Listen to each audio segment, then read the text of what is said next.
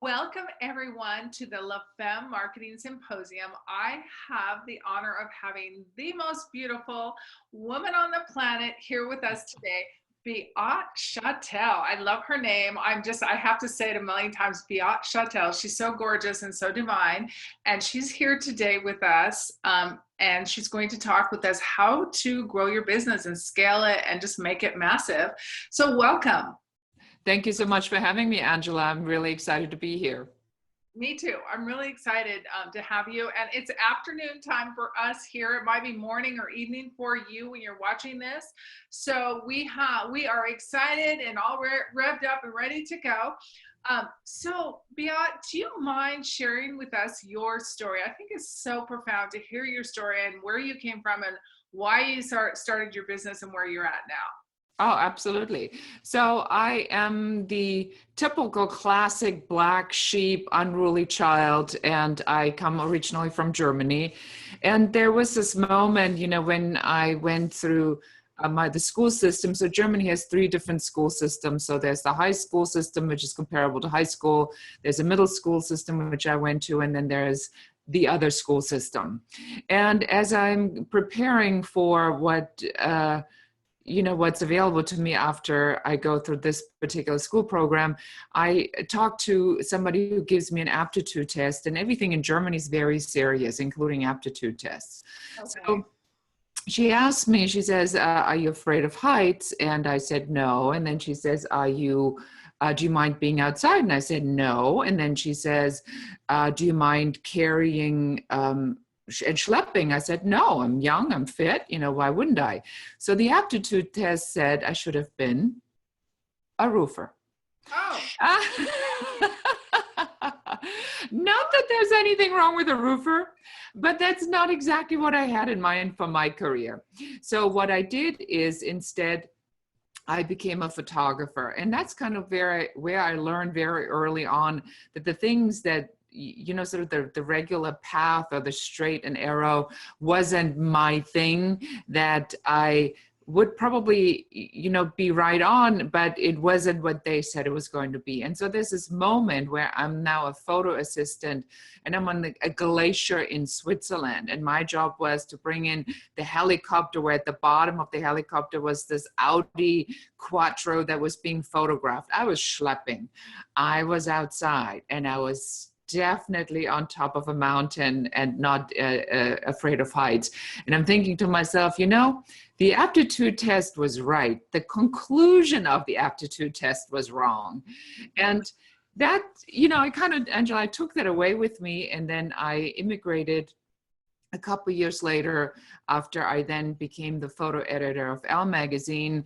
I immigrated to the United States because I wanted to go on an adventure. So I went for the year abroad and it never ended.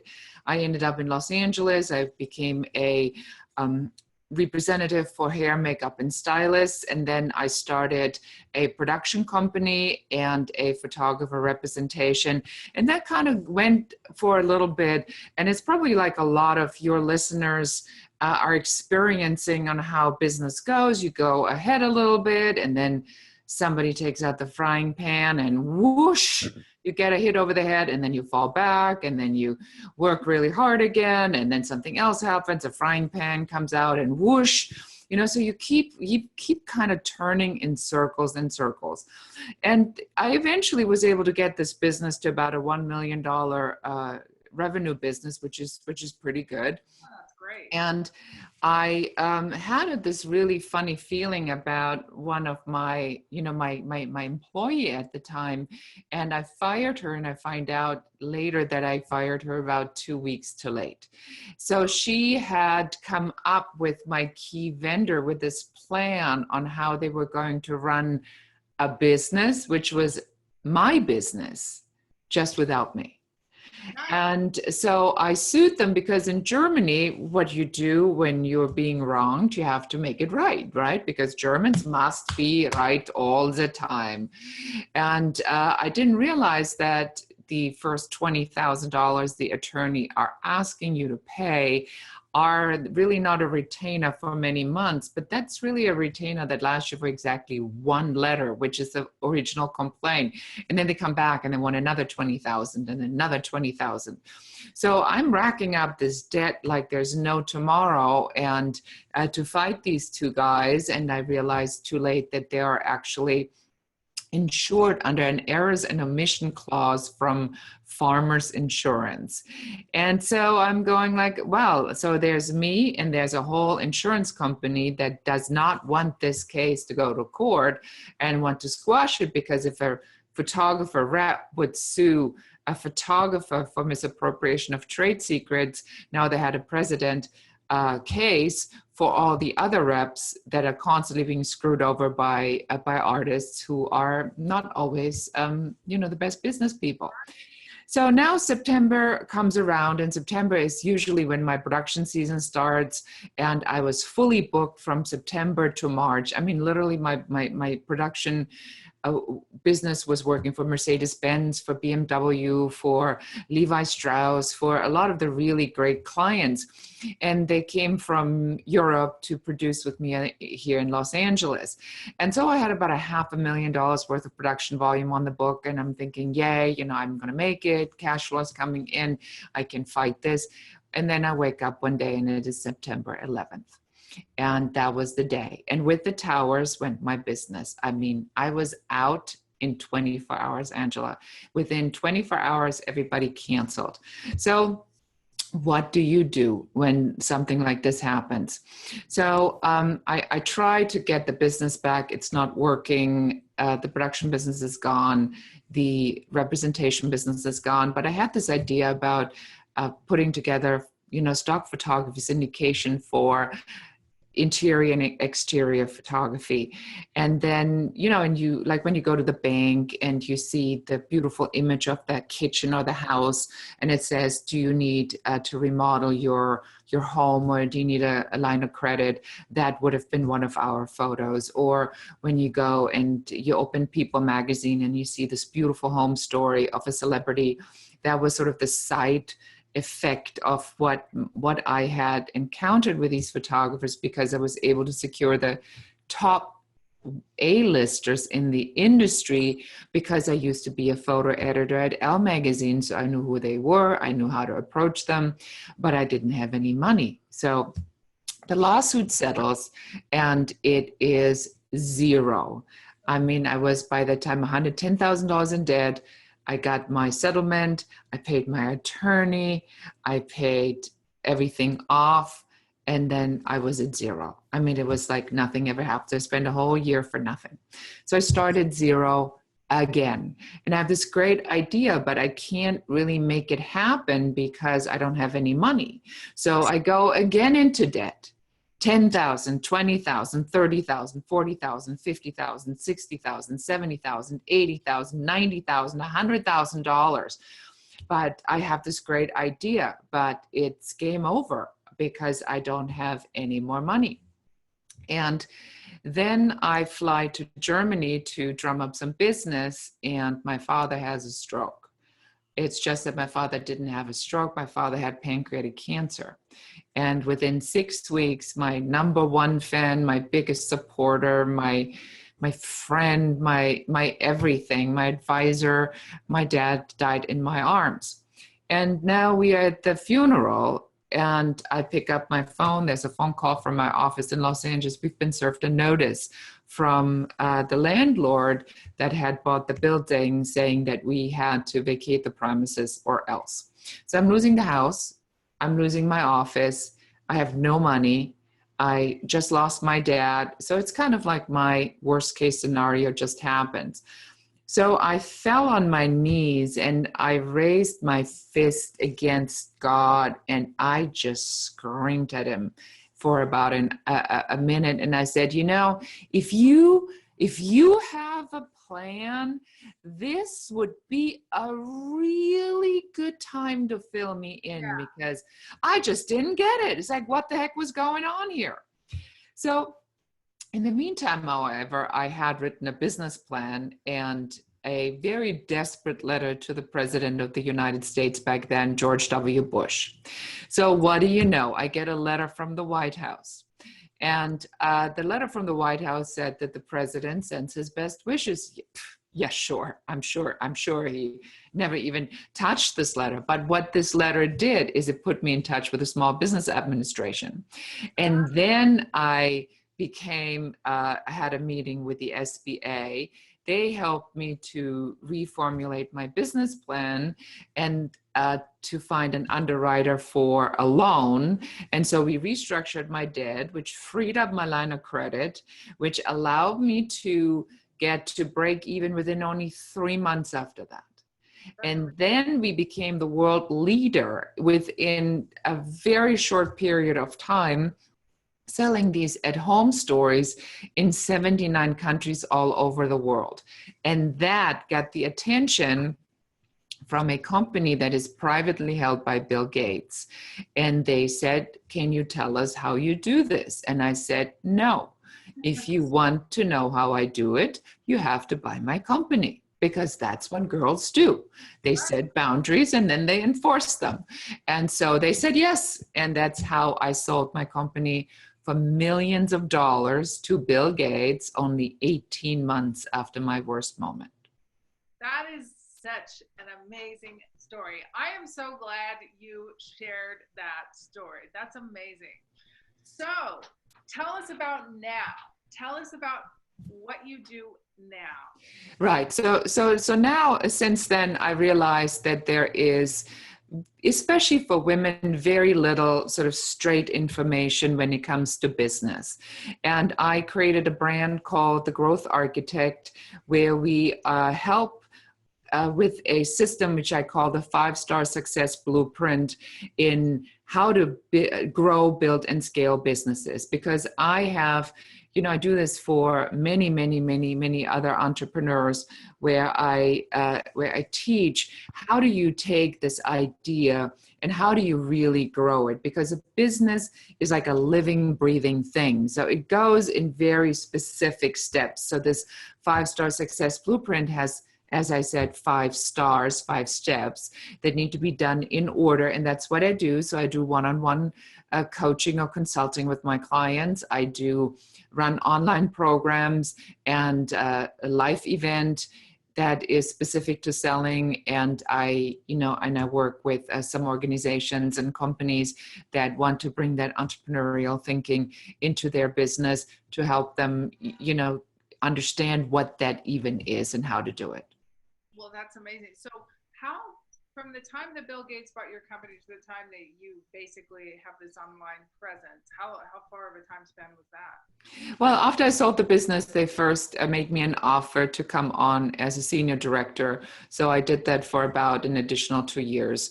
And then I sat down and I wrote a book. So I want to say that I'm fully focused now on the growth architect, with the Women's Code as a portion of the Growth Architect for about 6 years now, 5-6 years.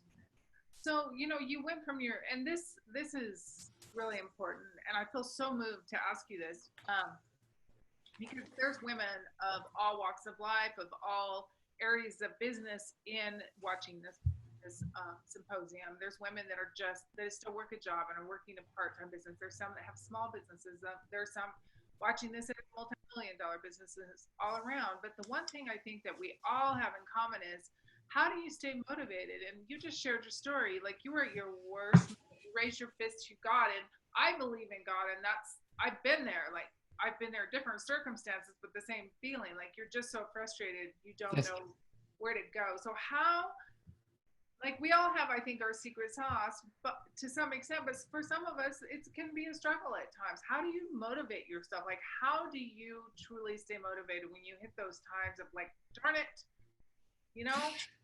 Well, excellent question. And I believe that number one, it is, one of the things I talk to my clients about is that you always have to expect resistance. Sorry about this. These headphones are a little temperamental. So one of the things is you want to expect that when you make changes, that there is resistance, because there always is. So this fear that creeps up, that paralyzing fear, is just part of growth.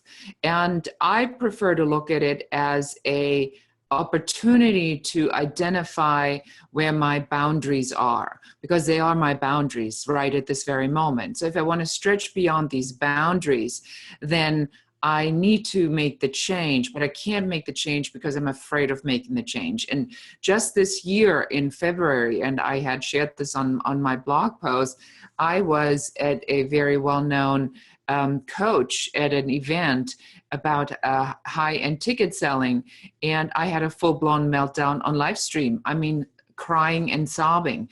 And now I'm a multimillionaire. I have no reason to be upset about anything. You know, my business is going well. I have clients, but there was something about this that came up where I knew I needed to push through to that next level.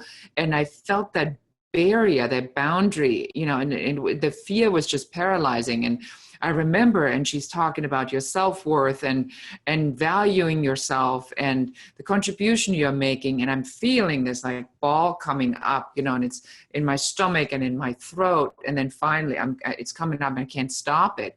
So what would I say to anybody? I would say that, if you drown, at least don't drown in a puddle, drown in the ocean. And if you're going down in flames, let it not be a match, but a burning inferno. At least it's worth it. So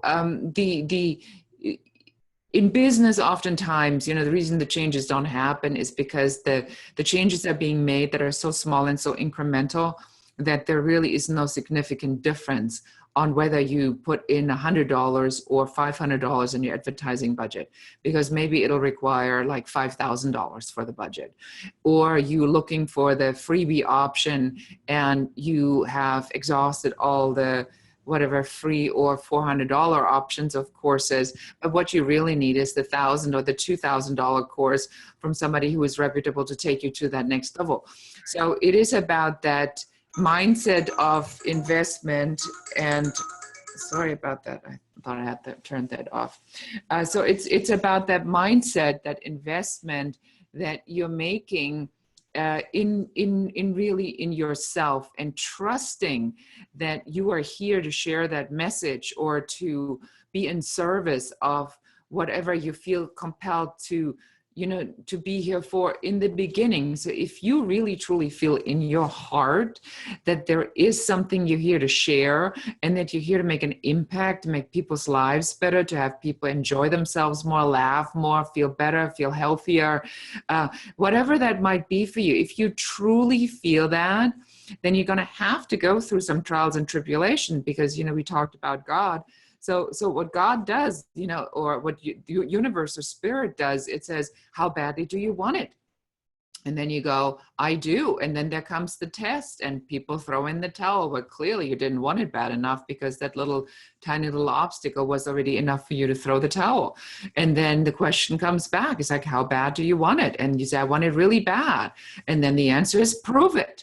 And then the next thing comes around, and it's big and it's fierce and it's mean and it's scary and it's expensive. And people throw in the towel. And then it comes again and it says, do you really want it? And every time the tests get bigger and bigger and bigger until you think you cannot take it anymore. And that is usually when that solution comes right around the next corner, because it was that last. You're laughing because you know exactly what I'm talking about, right? I just experienced that. I have to share. So I've been leveling up a lot since February of 2016. I've been online for 15 years, and I had this situation happen about a month and a half, 2 months ago, where I was resisting, and I knew I had to make some changes. And you know what? God, universe, whatever you want to call it, made it for me. And it was not pretty, and it was not fun, and it sucked. Sorry, but it sucked. It kicked the shiz out of me, and it made me sink to my knees, and the crying, the whole thing you're talking about. But it was like, I kept saying, well, I want to make this change. I want to make this change. I want to do this. I want to do that. And I wasn't fully prepared to take that complete leap. And it was a tough thing. God made it happen for me. He just said, you know what? if you want to do it, you want to do it. And yeah, been there. Totally get it. Now I laugh, but it sucked for like 3 weeks. It was really, really tough. I mean, I thought when I completely rehauled my business in 2016, I thought that was hard. It was very emotional because, you know, you have to get rid of a lot of baggage. You have to go through Yes. a lot of internal healing and a lot of financial changes to go on the path where you want to go. And I thought I was good. And oh, no, no, no, no. I Yeah. know. It's absolutely true. And what happens is when you don't heed that little voice, that voice gets louder until it's a full-blown scream. And if you don't make the change when you're supposed to make the change and you wait until it's past, you're really needing to make that change, it's painful. Then it gets more and more and more and more and more painful, because then at one point you only have the decision to retreat and go back to what you did previously, or now you're going to have to make the changes, but now it's more expensive, it's more difficult, and now it's even scarier because you didn't take the leap in the beginning. So a part of the, you know, the overcoming fear, and I'm really glad you brought this up, because I believe that especially for women, self-esteem and confidence is such a huge issue that we get very easily pulled back into what we've been taught as kids. Be a good girl. Girls should be seen, not heard.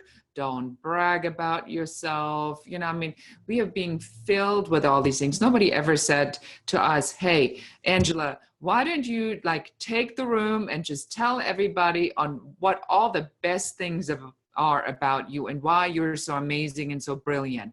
I mean, that's ludicrous. We laugh about it, but that's what business requires. It requires you to actually have a language of where you can say, look, this is what I bring to the table. I call this the professional value proposition. This is what I bring to the table. This is what I'm really good at. This is the transformation my clients are experiencing. This is my purpose on why I'm here. And this is, you know, what I think I'm worth. This is my value. This is what I charge. This is all what I provide. And when we do that, we're like choking up in fear that that somebody's going to say, but you're not worth it, or what you're doing is too expensive, or you shouldn't be allowed to say something like this, or what's the proof? Did you run the numbers? Did you run the data on? Because there's always somebody who tells you that you cannot do it. So the fear portion, just to bring it back to your question, is you feel the fear and you do it anyway.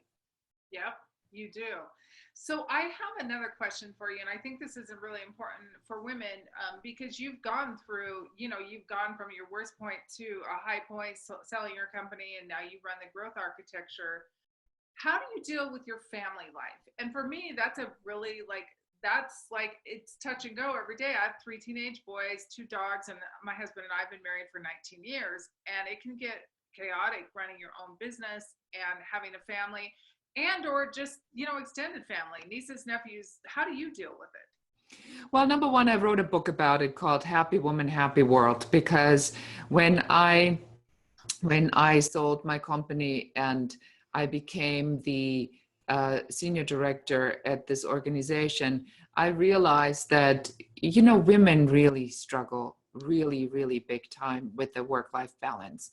And there's nobody out there to help you. So in my book, I'll just give you this one excerpt, and then you know exactly what I mean.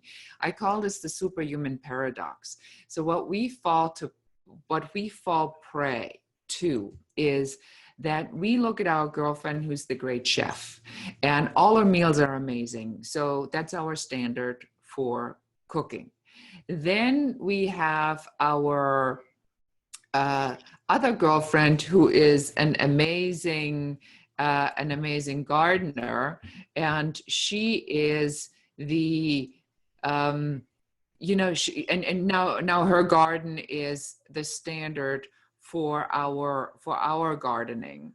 And then we have our other girlfriend who always talks about how great her sex life is, and that becomes our standard. Hold on, am I stuck on my video? Am I making like a funny face here? No. Okay, good, because my video is like I'm making a really strange face here. As long as you got a good recording, that's fine. No, I All think right. now you're making a funny face now that you mention it, but Okay, so hold on one second. So let's see that we can fix this. Um, if I can maybe turn this off and back on. there you Okay, I think that's better. Sorry about that because I was making like kind of like a little bit of a weird face there. Uh, so you know what the superhuman paradox basically says, that we have taken on the best of everybody and it becomes our standard for everything. So now we think we can cook like Gordon Ramsay. We need to have our homes look like Martha Stewart decorated them. We need to you know, be a rocket in bed. We need to make the corner office, or make $1 million, but still be home by 5 o'clock. Never miss anything or anybody, and it's just crazy making. So that's part of what I talked about in Happy Woman, Happy World, which is actually just as of today reached bestseller status in the United States in 2 categories, and we are #1 in Australia, and we're on our way to #1 in the UK, and we're still climbing. So it's a really great day for my little book to reach that status. So it's about how do you get from overwhelmed to awesome. So the idea of managing your personal life is basically my concept of ego rhythm, which means that you have to learn to look at your life as a loaf of bread. And then you can have the whole thing if you want to. Like if you've ever been to Paris and you've gone by a bakery and you've seen these great baguettes and you just want to take that whole thing and shove it in your mouth because it's so amazing. But rather what we do, we have one slice at a time. An ego rhythm says you can't have everything. It's just one slice at a time. And we have to remember and remind ourselves, especially as women, is that you cannot be a perfect 10 in every area of your life 24 hours a day. There will be a day where your husband will suffer. There will be a day where your kids are going to be suffering. There's a day where you will suffer. There's a day where your health will suffer. There's a day where something else falls under the table. And there's a day where something becomes a real priority. And that's what you focus on. So a lot of it is really losing that guilt and creating what I call a balance plan where things are getting scheduled. And if you incorporate your family into that balance plan, it just it has this visual tool. So if, you know, if somebody who's listening to this is interested in getting that book, it comes with the free balance trainings. I actually teach you how to do the balance training, and I give you the material on how to create this balance plan. And it's a real game changer because the realization is you have 24 hours in a day. That's it. So you can only put this much in it. And that's what the family part really comes about. #1, of course, it is communication and honesty, transparency, talking about what's really going on and setting boundaries for yourself and scheduling everything. well, and you almost have to, and I even am a big believer in scheduling, you know, just downtime too. Otherwise, I don't have downtime. Um, my question is, you know, when you talk about scheduling and everything, do you feel like that's the formula to be an awesome entrepreneur? Not necessarily. I believe that the formula to being an awesome entrepreneur is understanding what the steps are to grow a business and to recognize that there comes you know, the part about building a business is the first portion of building the business is the foundation. I call this the foundational business plan, which is in the first step of growth architecture. Then in the second step of growth architecture, we're talking about how to sell and how to sell and feel good about it. And then we talk about authority platform building. So it's really not until you sort of get in that third step of growth architecture until you have the foundation to scale your business in any kind of form or way. So the objective for entrepreneurs, the success model for entrepreneurs is to get to that third step as quickly as you possibly can, so that way you can bring in people that they can help grow. Because in the beginning you have to do everything on your own, and then you build your team. And as you build your team, you push more to your team, which means that there's more people working on the business at all times. And that's how, you know, suddenly growth is being achieved, or you can put growth on steroids because you have automation. And, you know, as you being an online entrepreneur, you understand this probably better than anybody, is like once you use the right systems and automation, you really can sort of take this to the next level, but you have to get to that point. So let's not make the mistake of saying, I can't afford more. You know, the goal setting is that the key to becoming a successful entrepreneur is to have that goal that you need to reach on where you can shift from solopreneurship or from being the only one to running a team, because that's when you can then say, I'm outsourcing everything I don't like. I'm hiring people for everything I don't like to do. Every task that is less expensive to hire somebody than what my hourly rate is needs to be outsourced. And you just do all these small little details to get that really to that point, and then you can take a breath. But until you are there, there's no relaxing. There is no balance. It's a race. No, and you're right. You're completely right about. So I guess my question for you is, you know, you've had this amazing journey. I mean, it's really been an incredible journey. What is your favorite part of being an entrepreneur, and what is the part you don't like? I love building things. I really do. And for me, you know, like today, I had a call from one of my clients who is an amazing dance photographer. And she, a couple years ago, when she took her first online course with me, she literally was crying on the call. And she said, all I want is to get to $60,000 so I can prove to my husband that I have a right to call myself a business owner. Oh. Well, 3 years later, she's running a multiple six-figure business. And we just worked on a plan on how to get her to $1 million, which I think she can totally achieve. And so today she calls and she says, hey, this financial company found one of my images and they want to do a private showing of my work in their offices and throw me a party, an opening party, and all these really fun things. And she says, I didn't even know how this opportunity came to me. And so we're talking for like 15 minutes.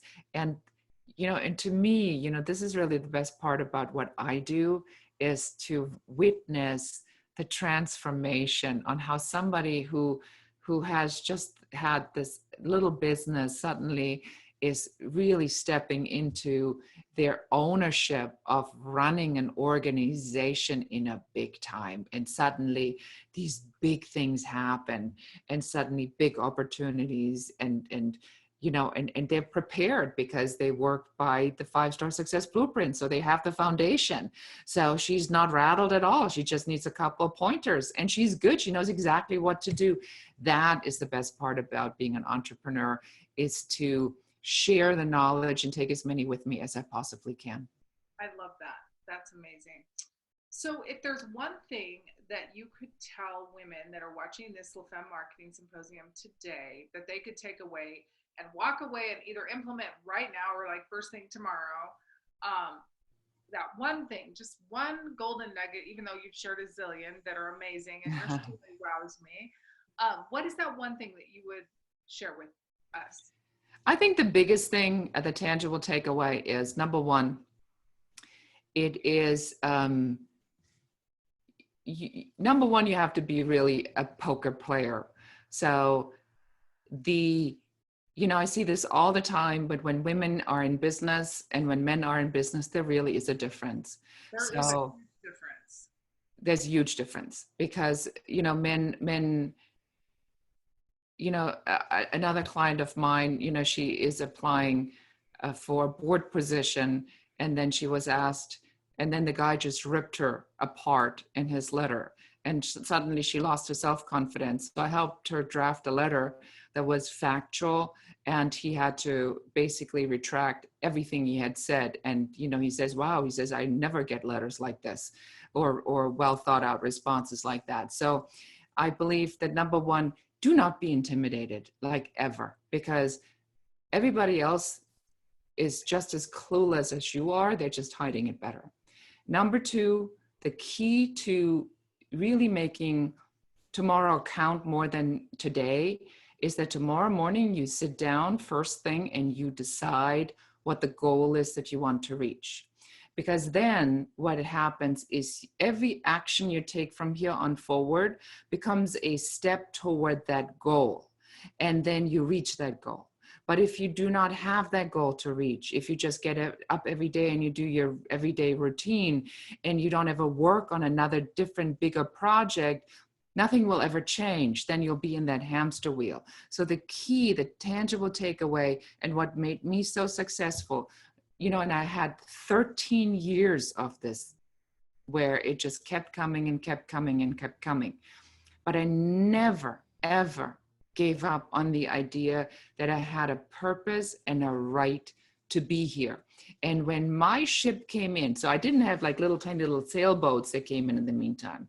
When my ship came in, it was a huge luxury liner. You know, that it was one big ship, not 1,000 small ships. So it's just part of your strategy, but set goals and stay focused and do not let anybody rattle you, ever. I love you. You amaze me. You're a rock star. You're a queen. You're a diva. You're a LFM. Thank you. You're amazing. So please share with us your free gift that you are offering for women to get to know you better, become part of your tribe, and maybe even hire you because you've got it going on. And I am so impressed by you. And I'm so glad that you took the time to share with us your story today. Thank you so much, Angela. It goes both ways. I really appreciate you doing this. And thank you on behalf of the many women that you're impacting with your actions and your, you know, contribution to helping women run their businesses better. So I have created a program. So everything in growth architecture starts with the very first step, which is on how to figure out who your ideal client is. Because if you have your ideal client, then you can create products that this client wants. So I've created a free training, and you can find it at airtightavatar.com, and it's about 45 minutes. And in this Airtight Avatar training, you'll go through all the steps of growth architecture, so you know exactly what the steps are, and your listeners and the viewers might even be able to figure out where they're stuck or what they may have missed so that they can go back and fix these parts. And then at the end of this training, they'll have a very, very good idea on what this Airtight Avatar is, why they need it, and how to go about creating one. Wonderful. Thank you so much for sharing. I really appreciate that. Your free gift sounds amazing because I know you can't sell if you don't know who you're selling to, right? I mean, that's another huge piece. So you're amazing. Thank you so much, Angela. I appreciate the time. Thank you so much. I really appreciate it. So for those of you who are watching, thank you for watching us today in this amazing growth architecture. Amazing. I mean, she's just thrilling. Stay tuned for the next amazing lady, LFM interview. I'm just so overwhelmed with gratitude that you came, and your story just is amazing to me. And I'm just so grateful. I think that it's an inspiration to women, and I'm just so grateful. I know I keep saying that, but wow, it just blows my mind. How impressive you are, and how impressive the other women and the caliber of women that have chosen to show up and just share their knowledge. Because I will tell you, and then I'm going to close this. This is just something that's coming to my heart, and I need to say this. So many women are afraid of marketing. So many women are afraid of metrics. So many women are afraid of like business itself, right? And sales. They're more in, you know, they're great at what they do, but that whole piece is scary. And so for a woman like yourself to show up and shine and say, you know what, you can do it, push through the fear. It's great. Your story's awesome. So thank you. So stay tuned for the next interview and have a fabulous day.